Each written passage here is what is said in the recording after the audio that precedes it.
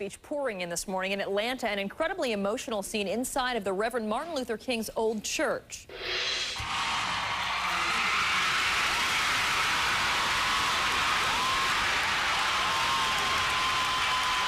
That was just after 11 o'clock last night when CNN and others called the race. About 2,000 people were packed inside of Ebenezer Baptist Church.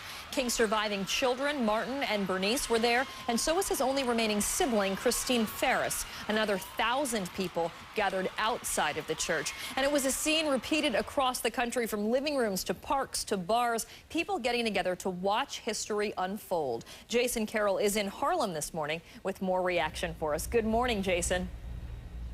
And good morning to you. And boy, there was a lot of reaction coming from the streets here in Harlem, as you can imagine. The quad behind me was filled with hundreds of people, Karen, all of them coming out to see the results on a huge screen that was set up for the people out here.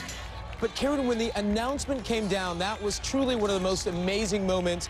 There were tears, many tears out here. A lot of people just got on their cell phones, calling their mother, calling their grandparents. You really got the feeling here that those who came up and showed up here wanted to share this moment in history with as many people as possible.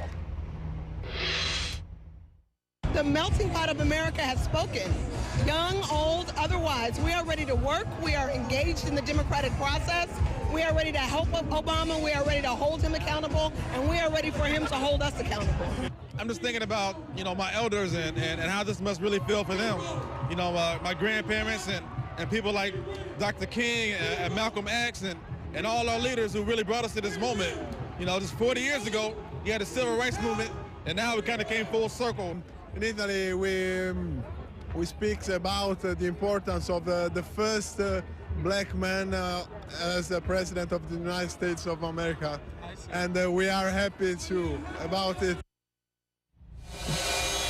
Again, those last two people that you heard there were from Italy, and that raises a really important point, because there were people here, Karen, of all ethnicities that came out here, and you really got the sense from talking to them, whether they be black or white or Latino or Asian, basically everyone out here really felt as though this was the moment when America really transcended race in an historic way. Karen?